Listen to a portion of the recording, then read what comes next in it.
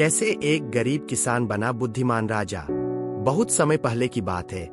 एक दूर देश में अर्जुन नाम का एक गरीब किसान रहता था। उसके पास एक छोटा सा खेत था जो बस उसके परिवार का पेट भरने लायक उपज देता था। उसके दिन तपती धूप में खेत जोतते हुए बीते और रातें तारों के नीचे एक बेहतर जीवन के सपने देखते हुए। परंतु गरीबी के बावजूद अर्जुन अपने गांव में एक खास बात के लिए जाना जाता था, उसकी बुद्धिमत्ता। लोग अपनी समस्याओं को लेकर उसके पास आते और अर्जुन हमेशा धैर्यपूर्वक सुनता, सोच समझकर सलाह देता। वह कभी किसी को जज नहीं करता, कभी कुछ मांगता नहीं और हमेशा सबके साथ दयालुता से पेश आता, भले ही जीवन उसके साथ कठोर था। एक साल पूरे राज्य में भयंकर सूखा पड़ा। फसलें बर्बाद हो गईं, नदियां सूख गईं और भूख की लहर फैल गई।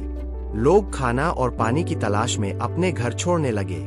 अर्जुन भी पीड़ित था, लेकिन उसने शिकायत करने की बजाय जो थोड़ा बहुत था वह अपने पड़ोसियों के साथ बांट दिया।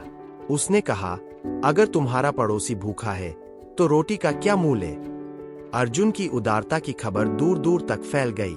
यह खबर राजा के कानों तक भी पहुंची, जो अपनी प्रजा की हालत समझने के लिए भेष बदलकर राज्य में घूमने निकल पड़ा। राजा गांव गांव घूमकर देख रहा था कि लोग किस हाल में है। जब वह अर्जुन के गांव पहुंचा तो उसने देखा कि एक गरीब किसान बिना किसी हिचक के अपना आखिरी अनाज दूसरों में बांट रहा है। राजा, जो अभी भी भेष में था, अर्जुन के पास गया और पूछा, जब तुम्हारे पास खुद कुछ नहीं है तो तुम इतना उदार क्यों हो। अर्जुन मुस्कराया और बोला, भरा हुआ पेट भी बेकार है अगर दिल खाली हो। सच्चा धन न सोने में है, न जमीन में, बल्कि उन दिलों में है जिन्हें हम छूते हैं। राजा स्तब्ध रह गया। उसके पास सब कुछ था, धन, सत्ता, वैभव, लेकिन ऐसी बात उसने पहले कभी नहीं सुनी थी। अगले दिन राजा ने अपनी असली पहचान उजागर की और अर्जुन को महल बुलवाया। दरबार में राजपुरुषों, विद्वानों और मंत्रियों की भीड़ थी। अर्जुन अपने सादे कपड़ों और पुराने लाठी के साथ वहां पहुंचा। दरबारी खुसर पुसर करने लगे और उसका मजाक उड़ाने लगे। एक किसान भला राज्य क्या जाने। पर राजा ने सबको चुप कर दिया।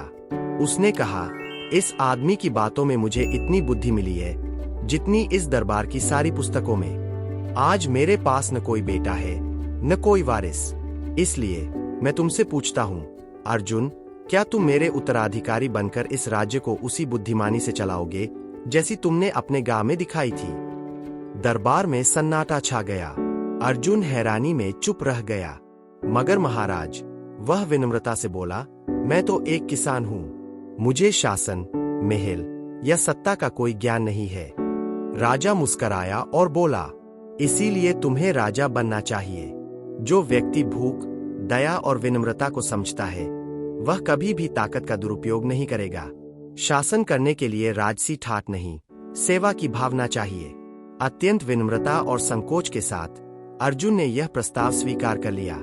आने वाले वर्षों में अर्जुन राजा बनकर कभी सिंहासन पर घमंड से नहीं बैठा, बल्कि एक सेवक की तरह प्रजा के बीच रहा। वह किसानों से मिला, बच्चों से बातें की, बुजुर्गों की सुनी और निर्णय गर्व से नहीं बल्कि सहानुभूति से किए। उसने अपनी जड़ें कभी नहीं भूली। उसने शाही बगीचे को खेतों में बदल दिया ताकि गरीबों के लिए अनाज उगाया जा सके। उसने शिक्षा सबके लिए मुफ्त कर दी ताकि कोई बच्चा अनपढ़ न रह जाए जैसा वह कभी था।